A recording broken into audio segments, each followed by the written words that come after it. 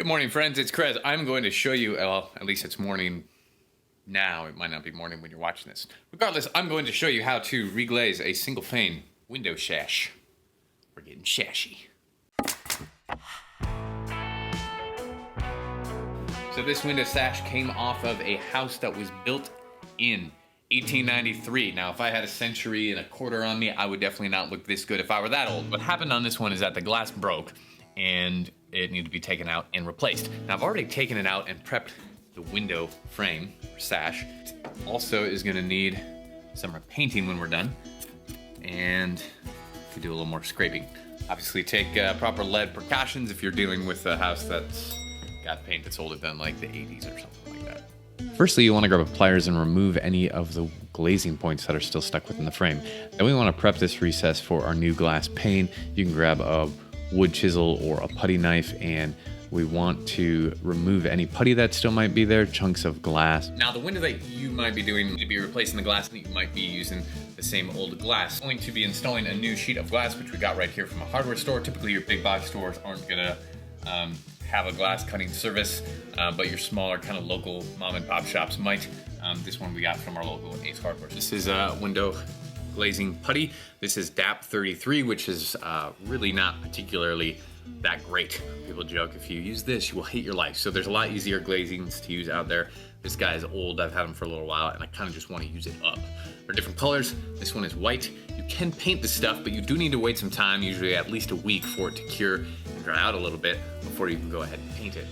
Now, window glazing putty is the thing that creates the watertight isn't really accurate. Weathertight is probably a little bit better. It's not waterproof, it's weathertight. So that's what seals the window and keeps the weather out. Typically where you're gonna notice failure first is going to be at the bottom of the window sash, which is this piece right here. You can already see on this one in particular, we have some grain and some rot happening. Now the wood isn't like soft yet, but you can definitely tell it's more weathered there than anywhere else, which is fairly typical because that's the part of a window sash that's gonna see the most water, is gonna be the bottom part. It's typically where this is gonna fail. So you wanna go through, and sometimes we call this spot glazing, where you just take and you redo a little section or a little spot of it. Now, if you still have your glass pane in here and you're only doing spot glazing, really you want to chip away any of the loose stuff. If there's anything that's still hard and still intact and pretty adhered to the wood, you don't need to replace that if you're just spot glazing. In our case, of course, we had to remove all of the putty, whether it was in good condition or not, since we're redoing the entire window. We are ready to drop in this glass and get to doing some glazing here. To get started, at first you will need a putty knife, a pair of pliers, and your glazing putty. Really feel the pain. Sorry, I hope you don't get tired of window puns because there are so many of them. Clearly.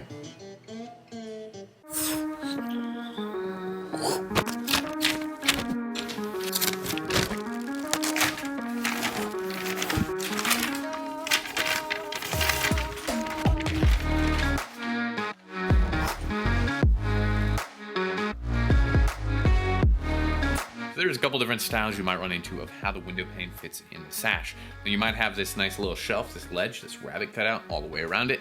That's great, easy drop-in. Or you might have kind of like a slot, like this one right here. I'll show you.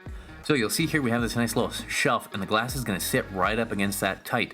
And then here we have this little slot, and the glass has got to slip up inside of that. So for us, that's only on this top part here. Obviously, single pane glass is very brittle. The edges are going to be very sharp, so you want to be extremely careful with that. You also want to be really careful with your corners because you don't want to chip them. That is a very easy place for a chip to happen, which can easily lead to a crack.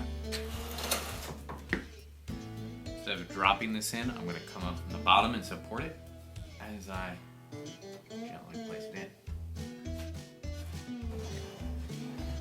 Then I can slide it into that slot, and we might need to support it from the bottom. Fit in there. We're in the middle like this as you slide it into that slot. If your window sash does have a slot like this, keep in mind that you will need to order the right thickness of glass. If you get it too thick, it won't fit.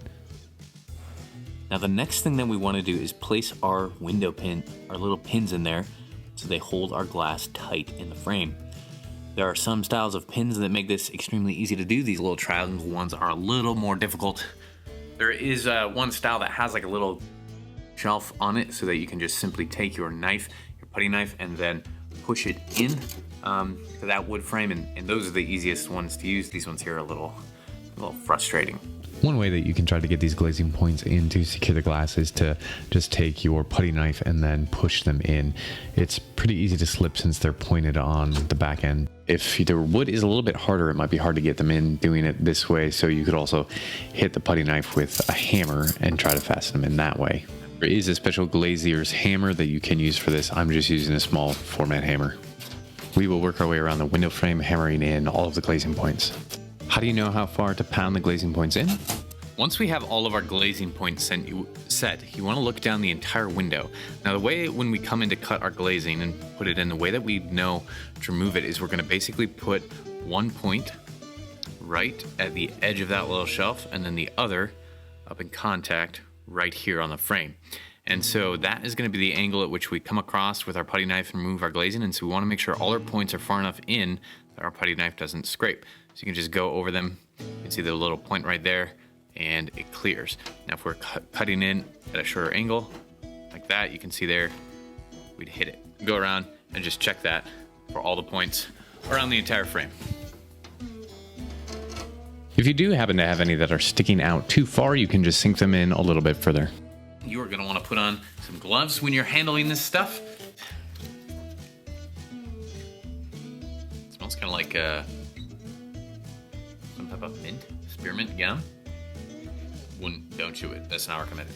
Keep in mind this stuff is easier to work when it is warm, so if you let it sit out for a little bit in a warm place, maybe the sun or something like that, it'll be a little bit more workable for you. And we're just gonna take out a chunk or two, and all we do is we just kind of work it. So we're basically kneading it like dough. Not that we're gonna bake it. And you'll just see the more that you work it, your hands are probably gonna warm it up a little bit. It's gonna get a little more pliable. There's a couple different methods you can use to apply this stuff. So I will show you two of them. One is to just take a chunk here and we're gonna take our knife. I like to use a stiff knife rather than one that's flexible because consistency, or I think the technical term for this would be viscosity, which is how liquid-like something is. So the more viscous it is, the harder it is, or the more liquid it is. I don't know, something like that. We'll figure that out and correct that probably. And then we're gonna come in and we're just gonna work it into the frame. So I'll start, maybe right in my corner here, and you just cut off a chunk as you go. Just kind of work it in there. Like that, and you just, nothing pretty, just real quick, just cutting chunks in. Kind of like that, and you can just work your way around the whole window and do that. All of this doesn't matter because we're gonna come back and clean it up. The other method you can use is you can roll a rope with it. So you just wanna get a consistent sized rope. You're just gonna roll it out till it gets nice and fairly uniform. So then it's about the same there, and that you just kind of press in, work with your finger. But you really wanna make sure you work it down into that corner, either with the knife or your fingers. You never thought 2-3 decades down the road you'd still be playing with Play-Doh, but that's pretty much what we're doing. Only I think this Play-Doh might be toxic. Wouldn't recommend eating it, and it could probably kill you. But I suppose that was probably true of regular Play-Doh back in the day. Another way to apply the glazing putty is to take a wad of it in your palm and then just use your palm to scrape a whole bunch in there. This is probably the fastest way if you have to do a whole house or if you have a window with a bunch of muntins that need to be done. This is probably going to be the quickest method. Now, I'm going to show you how to cut this piece in. Pretty much all we're doing is we're wiping off the excess. So I'm going to take my knife. I like to take a couple fingers. You can use your whole hand, whatever. And what we're trying to do is match up this edge of the knife. Now this knife really isn't the best knife to use because if you realize those corners are a little bit rounded, you want some corners on your knife that are pretty square. Now if the corners of my putty knife weren't as rounded like these ones are, I could basically get a better line right here. So that line looks a little bit fuzzy because I don't have a nice sharp edge on my putty knife. You want to cut it off right where you see the shelf or that little overlap that it sits on. It's okay if you don't get it perfect on the first pass. We can work our way closer with each pass that we take. If you're going to be painting over your window, you'll actually want to overcut some of it so that the frame is showing through to the other side, but more on that later.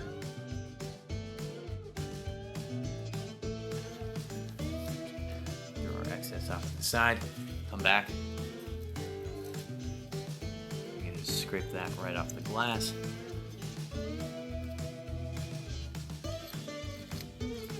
Come back and cut that in a little bit. You can do that too.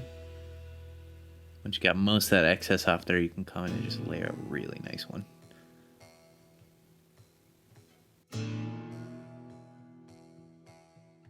Now what I want you to notice here is as I'm making this cut, you'll notice that the edges both on the top and the bottom of the cut they look a little rough or jagged.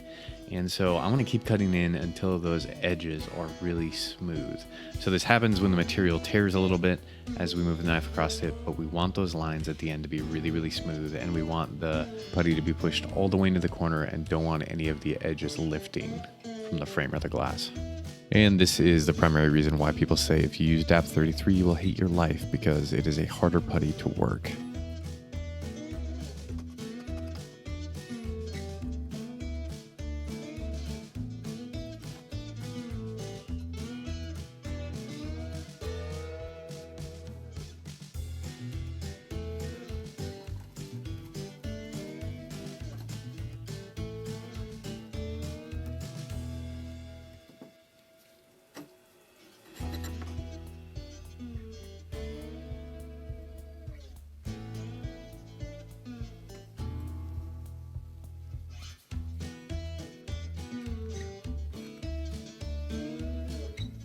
Another trick you can use to remove some of your off cut or excess is to just grab a wad of the glazing putty and kind of dab it away or wipe it.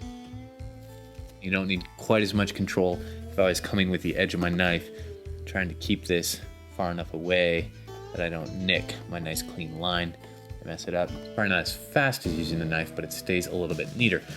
Next, we're going to take a look at how to detail the corners, because in a window like this, you're going to have 4 of them and they can be a little bit tricky. Detailing the corners, you're basically just trying to continue those 2 angles until they meet at a point in the middle. So we have our one angle coming in this way, we have our other angle coming in this way. Cut the excess off first. Generally, you don't want to cut out like that. You want to be smoothing it in, because this back angle is what pushes that putty into that crack, and that's what you really want. You just follow both these angles. The thing you have to do with corners is just kind of keep working them until they look good, and it might take a little while. You can always add more putty back if you take too much out, and you can always take out extra. Here you can see we got a lot of squeeze out on the top. I want to show you a little trick. Now what you want to do is you want to cut with your knife in to the window frame as you're trying to cut this out. So I'll show you if we cut the opposite way, right? If I push out into the field of the window pane, what happens is it rolls out that way, but then I can also bring this part out. And then it leaves it so this edge is not as neat. I'm gonna, versus if we cut the other way, so we come in, sliding our knife like this. So as it cuts this edge, it's rolling over. That cuts it a lot more cleanly. So we come at the edge, cut in as we go forward like that. You can see it doesn't roll it out, and it just leaves that nice clean edge. So that's a little trick when you're cutting your top edge, is cut it across over to your window frame, not outward into the pane, or you can get all this putty to kind of roll out with it. Next, we're going to tilt the window up and look through the inside side to the outside, just like it would be if it was installed, and we want to make sure that we don't see any of the glazing putty from the inside. In this part of the window, we still have some of the glazing putty visible when looking through it, so we can come back and cut some of this excess off so it disappears.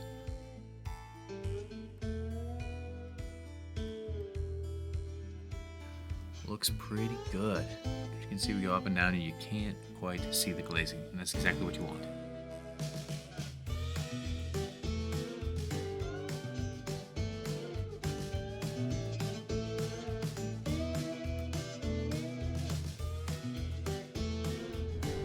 So if you're gonna paint this, you're gonna need to wait between 7 to 14 days, depending on the temperature and humidity, before this glazing putty will form a thin film over the top of it. And once that's happened, it's paintable at that point. If that's the case and you got a lot of these windows, you might want to throw the window back up and then leave the stops off so that you can take the sash back down to paint it another time. If you do paint it, you need a little bit of coverage of your paint onto the actual glass pane, 1/16 of an inch, and a good way to get a good crisp line along your window is to use painter's tape and then leave that little 1/16 of an inch gap right in here in between your putty and your glazing. Now, if that's the case, if you're gonna paint, keep in mind that when you're cutting this out, you might want to cut out a little more putty so you can see that little wood frame. That way when you come over with a paint, when you're looking from the inside of your window out, you don't see that paint line. That paint line kind of ends up where your glazing line is. If you're going to paint this window, you're going to want to use a good quality oil-based primer. If you use an oil-based primer, that you can then use acrylic-based paint, I believe. Otherwise, just use the oil-based paint if you're skipping the primer. But you gotta have that first coat of whatever goes on here be oil-based. Things to keep in mind if you wanna paint it, that is how you reglaze a wood sash single pane window with glazing putty. Thanks for watching, and until next time, take responsibility for something in your world by making better things. The oil in the window glazing putty is going to leave a lot of smudges. Watch this next video to see how I clean these smudges up without any detergents or cleaners to make it look like this.